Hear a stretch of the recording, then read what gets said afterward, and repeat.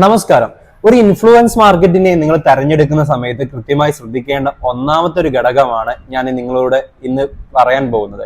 കാരണം ഇൻഫ്ലുവൻസിനെ തെരഞ്ഞെടുക്കുന്ന സമയത്ത് നിങ്ങൾ കുറച്ച് കാര്യങ്ങൾ ശ്രദ്ധിച്ചില്ലെങ്കിൽ നിങ്ങൾക്ക് നഷ്ടങ്ങളുടെ വലിയൊരു ചാകര തന്നെയായിരിക്കും.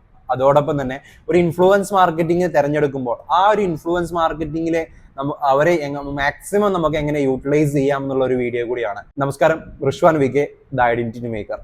അപ്പോൾ ഇന്ന് നമ്മൾ സംസാരിക്കുന്നത് ഇൻഫ്ലുവൻസ് മാർക്കറ്റിങ്ങിനെ കുറിച്ചാണ്. ആദ്യമായി നിങ്ങൾ ഒന്നാമതായി മനസ്സിലാക്കേണ്ട കാര്യം, ഇൻഫ്ലുവൻസിനെ നിങ്ങൾ തിരഞ്ഞെടുക്കുന്ന സമയത്ത് നിങ്ങളുടെ ഒരു കാറ്റഗറി തരത്തിലുള്ള ഇൻഫ്ലുവൻസ് ആണോ എന്നുള്ളത് നിങ്ങൾ ശ്രദ്ധിക്കേണ്ട ഒരു കാര്യമാണ്. എക്സാമ്പിൾ പറയുകയാണെങ്കിൽ, നിങ്ങളൊരു ഇന്റീരിയർ ഡിസൈനിങ് ചെയ്യുന്ന ഒരാളാണെങ്കിൽ, അല്ലെങ്കിൽ കൺസ്ട്രക്ഷൻ മേഖലയിൽ വർദ്ധിക്കുന്ന ഒരാളാണെങ്കിൽ, കൺസ്ട്രക്ഷൻ റിലേറ്റഡ് ആയിട്ടുള്ള ഒരുപാട് വീഡിയോസ് ചെയ്യുന്ന ഇൻഫ്ലുവൻസേഴ്സ് ഉണ്ട്. അവരുമായിട്ട് നിങ്ങൾ എന്ത് ചെയ്യണം? നിങ്ങളുടെ വീഡിയോസ് ചെയ്യണം. നിങ്ങളുടെ നിഷ് ഏരിയ അല്ലാത്ത കാറ്റഗറീസ് പോയിട്ട് നിങ്ങൾക്ക് വലിയ പ്രയോജനമൊന്നും കിട്ടില്ല. കൂടുതൽ വ്യൂസ് കിട്ടുന്നതിന് കാര്യം കൊണ്ട് നമുക്ക് സെയിലുകളോ അല്ലെങ്കിൽ മറ്റു കാര്യങ്ങളോ ലഭിക്കണം എന്നില്ല. അപ്പൊ നിങ്ങളുടെ കാറ്റഗറി തന്നെയാണെങ്കിൽ അത് അത്രയും നല്ലതാണ്. കാരണം നല്ല വീടുകൾ, നല്ല അടിപൊളി വീടുകളൊക്കെ കാണിച്ചു കൊടുക്കുന്ന കൺസ്ട്രക്ഷൻ മേഖലകളിലാണെങ്കിൽ, അതേപോലെ ഒരുപാട് ഏരിയകളുണ്ട് നിങ്ങളെ മേഖലയിൽ തന്നെ നിൽക്കുന്ന.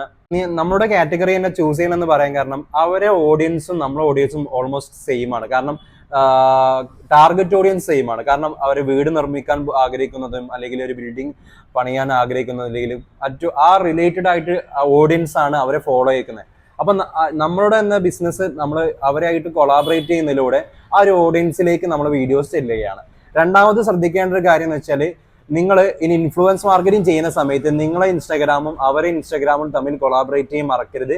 പല ആൾക്കാരും ഇത് ചെയ്യാറുണ്ട്, പക്ഷെ ചുരുക്കം പേരുകളും ഇത് ചെയ്യാറില്ല. അതുകൊണ്ട് വേണ്ടിയിട്ടാണ്. അടുത്തതായി നിങ്ങൾ ചെയ്യേണ്ടത് വെച്ചാൽ, ഈ ഇൻഫ്ലുവൻസർ നിങ്ങളെ ഷോപ്പിൽ വന്ന് കാര്യങ്ങളൊക്കെ സംസാരിക്കുക, അല്ലെങ്കിൽ നിങ്ങളായിട്ട് അവർ സംസാരിക്കുന്ന സമയത്ത് ഒരു ലെങ്തി വീഡിയോസ് കൂടി ഷൂട്ട് ചെയ്യുക. കാരണം ഒരു 15 മിനിറ്റിന്റെ ഇതെന്ന് വെച്ചാൽ, നമ്മൾ കൊളാബറേറ്റ് ചെയ്ത ശേഷം നമ്മളെ ഇൻസ്റ്റാഗ്രാം അക്കൗണ്ടിൽ നന്നായിട്ട് ഹൈപ്പ് ക്രിയേറ്റ് ചെയ്യും. ഈ ഹൈപ്പ് ക്രിയേറ്റ് ചെയ്യുന്ന പിന്നീടുള്ള ദിവസങ്ങളിൽ നമുക്ക് എന്ത് ചെയ്യും? റെഗുലറിലി എന്തെങ്കിലും ഒരു വീഡിയോസ് കൊടുത്താൽ പുതിയ വന്ന ആളുകളിലേക്ക് നമ്മളോട് വീഡിയോ സജഷൻ ചെയ്യാനും അതിലൂടെ ആളുകൾ നമ്മളുടെ ചാനലും ഫോളോ ചെയ്യാനും സാധ്യത വളരെ കൂടുതലാണ്.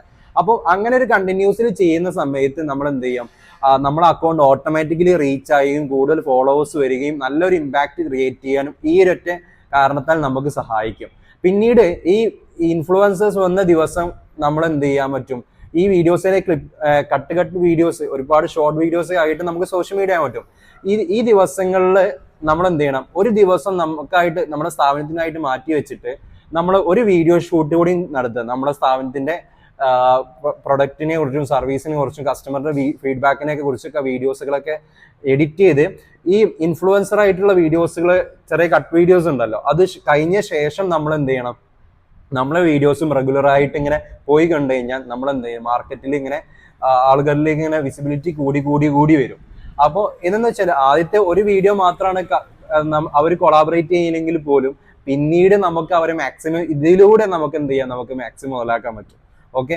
അടുത്തതായി നിങ്ങൾ ചെയ്യേണ്ട ഒരു കാര്യം എന്ന് വെച്ചാൽ, നിങ്ങളുടെ പ്രൊഡക്റ്റോ സർവീസോ ആവശ്യമുണ്ടെന്ന് പറഞ്ഞാൽ നമുക്ക് എന്ത് ചെയ്യാൻ പറ്റും?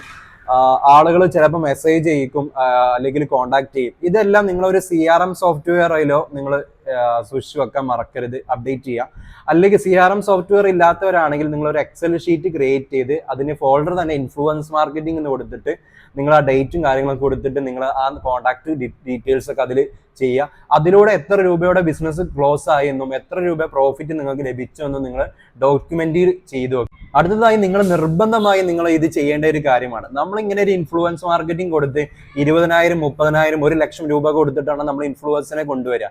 ഇങ്ങനെ ഇൻഫ്ലുവൻസ് കൊണ്ടുവരുന്ന സമയത്ത് നിങ്ങൾ എന്ത് ചെയ്യാന്ന് വെച്ചാൽ, നിങ്ങളുടെ നിങ്ങൾക്ക് എത്രത്തോളം ഇൻഫ്ലുവൻസിന് മാർക്കറ്റിങ്ങിന് വേണ്ടിയിട്ട് എത്ര രൂപ ചെലവായിരുന്നു, അതിലൂടെ നിങ്ങൾക്ക് എത്രത്തോളം റീച്ച് ലഭിച്ചു, നിങ്ങളെ പൊസിഷനിങ്ങിനും ബ്രാൻഡിങ്ങിനും അത് എത്രത്തോളം നിങ്ങളെ സഹായിച്ചു, അതിലൂടെ നിങ്ങൾക്ക് എത്ര കസ്റ്റമേഴ്സിന്റെ ഡാറ്റകൾ കിട്ടി, അതുപോലെ എത്ര ബിസിനസ് നിങ്ങൾക്ക് അതിലൂടെ ക്രിയേറ്റ് ചെയ്യാൻ പറ്റി എന്നുള്ള കാര്യം നിങ്ങൾ എന്ത് ചെയ്യുക? നോട്ട് ചെയ്ത് വെക്കുക. ഇതിലൂടെ നിങ്ങൾക്ക് പ്രോഫിറ്റ് ആണോ ലഭിച്ചത്, ലോസ് ആണോ ലഭിച്ചത്? ഇനി അടുത്ത ഒരു ഇൻഫ്ലുവൻസ് മാർക്കറ്റിംഗ് നിങ്ങൾ ചെയ്യുന്നുണ്ടെങ്കിൽ എന്തെല്ലാം കാര്യങ്ങൾ ഞാൻ ഇംപ്രൂവ് ആക്കണം എന്നുള്ള കാര്യങ്ങളും നിങ്ങൾ നോട്ട് ചെയ്യാൻ മറക്കരുത്. ഇതിലൂടെ നിങ്ങൾക്ക് എന്ത് ചെയ്യാൻ പറ്റും? ഈ ഒരു പ്രൊജക്റ്റ്, നമ്മളൊരു മാർക്കറ്റിങ്ങിന്റെ ഈ ഒരു പ്രൊജക്റ്റ് ഡോക്യുമെന്റ് നിങ്ങൾക്ക് എടുത്തു വെക്കുന്നതിലൂടെ നിങ്ങൾക്ക് എത്രത്തോളം ബിസിനസ് ഇതിലൂടെ ജനറേറ്റ് ചെയ്യാൻ പറ്റി എന്നുള്ള കാര്യങ്ങളും നിങ്ങൾക്ക് ഇതിലൂടെ മനസ്സിലാക്കാൻ പറ്റും. കാരണം നമ്മൾ ഏത് ചെയ്യുന്ന ഒരു പ്രവൃത്തിയും അതിൽ നമ്മൾ ഇപ്പോൾ ചെയ്ത കാര്യങ്ങൾ, നമുക്ക് ലഭിച്ച ഗുണങ്ങൾ, അതിൽ നിന്ന് നമുക്ക് എന്തെങ്കിലും മിസ്റ്റേക്ക് പറ്റി, എന്തെല്ലാം കാര്യങ്ങൾ നമ്മൾ ഇമ്പ്രൂവ് ആക്കണം എന്നൊക്കെ മനസ്സിലാക്കി കഴിഞ്ഞാൽ നെക്സ്റ്റ് നമ്മൾ പ്ലാൻ ചെയ്യുന്ന സമയത്ത് നമുക്ക് വളരെയേറെ യൂസ്ഫുൾ ആവും. ഒരു നിങ്ങൾക്ക് ഒരു ബോണസ് ടിപ്പ് കൂടി പറഞ്ഞുതരാം. ഈ ഇൻഫ്ലുവൻസ് മാർക്കറ്റിംഗ് വരുന്ന സമയത്ത് തന്നെ നമുക്ക് ഒരു ഷോർട്ട് വീഡിയോ കൂടി അവരോട് തന്നെ കൊളാബറേറ്റ് ചെയ്യേണ്ട ആ ഒരു ഷോർട്ട് വീഡിയോ തയ്യാറാക്കുക. ഈ ഷോർട്ട് വീഡിയോസ് വേണം നമുക്ക് എന്ത് ചെയ്യണം, ആഡിന് വേണ്ടി പോകാൻ. അങ്ങനെ ആഡ് ക്രിയേറ്റ് ചെയ്യുമ്പോൾ നമുക്ക് അതിലൂടെ ഒരുപാട് എൻക്വയറീസ് വരും. അപ്പം ഈ ഒരു പ്രോ ടിപ്പ് വളരെയേറെ യൂസ്ഫുൾ, അടിപൊളി ടിപ്പാണ്. കാരണം ഇൻഫ്ലുവൻസ് വരുന്ന സമയത്ത് തന്നെ നമ്മൾ അവർ പറയുന്ന വീഡിയോസ് ഉണ്ടല്ലോ, ഇന്ന് നമ്മൾ എത്തിയിരിക്കുന്നത് ഇന്ന ഷോപ്പിലാണ്, ഈ ഷോപ്പിന് കാര്യങ്ങൾ ഇന്ന കാര്യങ്ങളൊക്കെ ഉണ്ട് എന്നുള്ളതൊക്കെ പറയുമ്പോൾ ആ ഒരു 60 സെക്കൻഡ്സിന് അവർ പറഞ്ഞ തുടക്കവും ബാക്കി നമ്മളെ കടയിലെ ഷോപ്പിലുള്ള വീഡിയോസ് ഒക്കെ കളക്ട് ചെയ്തിട്ട് ഒരു വീഡിയോ തയ്യാറാക്കിയിട്ട് കോണ്ടാക്ട് ലെവലിലേക്ക് കൊണ്ടുവന്നു കഴിഞ്ഞാൽ അത് ആഡ് ചെയ്യുന്നതിലൂടെ നമുക്ക് ഒരുപാട് സെയിൽസും കാര്യങ്ങളൊക്കെ ജനറേറ്റ് ചെയ്യാൻ പറ്റും. ഇത് ഭയങ്കര യൂസ്ഫുൾ ആണ്. ഇത് നിങ്ങൾ ഇമ്പോർട്ടൻ്റ് ആയിട്ട് തന്നെ ഇത് എടുക്കുക. അപ്പോൾ നിങ്ങൾക്ക് ഈ വീഡിയോ വളരെയേറെ യൂസ്ഫുൾ ആവുമെന്ന് പ്രതീക്ഷിക്കുന്നുണ്ട്. കാരണം അത്രയും എൻ്റെ ലൈഫിൽ ഞാൻ എക്സ്പീരിയൻസ് ചെയ്തിട്ടുള്ള കാര്യങ്ങളും ഒരുപാട് നമുക്ക് ഇമ്പ്രൂവ് ചെയ്യണം തോന്നിയിട്ടുള്ള കാര്യങ്ങളൊക്കെയാണ്. നിങ്ങൾ ഏത് ഇൻഫ്ലുവൻസിനെ തിരഞ്ഞെടുക്കുന്ന സമയത്തും ഈ കാര്യം ശ്രദ്ധിക്കാനെന്ന് കൂടി നോക്കുക. അതേപോലെ തന്നെ ഒരു ഇൻഫ്ലുവൻസിനെ തിരഞ്ഞെടുക്കുമ്പോൾ അവരിലുള്ള ഓഡിയൻസ് ജെന്യൂനായി ആണോ എന്നുള്ള കാര്യങ്ങളും നിങ്ങൾ അൻഷുർ ചെയ്യണം. ഒരുപാട് ബോട്ട് ക്രിയേറ്റ് ചെയ്യുന്നത് റെഗുലറി അവരുടെ വീഡിയോസിന്റെ വ്യൂവേഴ്സും കാര്യങ്ങളൊക്കെ നിങ്ങൾ നോക്കുക കൃത്യമായിട്ട്. അതേപോലെ കമന്റ്സ് ഒക്കെ നോക്കുക, ഷെയറിങ് എത്രത്തോളം പോയിട്ടുണ്ട്, എത്ര വീഡിയോസ് സേവ് ചെയ്തിട്ടുണ്ട്. അപ്പോൾ അതിലൂടെ മനസ്സിലാക്കും എത്രത്തോളം ഓഡിയൻസിന്റെ കപ്പാസിറ്റി. അതേപോലെ തന്നെ ഒരുപാട് ടൂളുകളും ഉണ്ട് അവരുടെ ഓഡിയൻസ് ജെന്യൂൻ ആണോ അല്ലയോ എന്നുള്ളതൊക്കെ ചെക്ക് ചെയ്യാൻ. അപ്പോൾ അതിലൂടെയൊക്കെ നിങ്ങൾക്ക് എന്ത് ചെയ്യാൻ പറ്റും, ഈ ഒരു ഇൻഫ്ലുവൻസറെ നല്ല രീതിയിൽ നിങ്ങൾക്ക് എന്ത് ചെയ്യാൻ പറ്റും, ഒപ്റ്റിമൈസ് ചെയ്യാൻ പറ്റും. അപ്പം നെക്സ്റ്റ് വീഡിയോയുമായിട്ട് വീണ്ടും കാണാം. എല്ലാവർക്കും നന്ദി, നമസ്കാരം.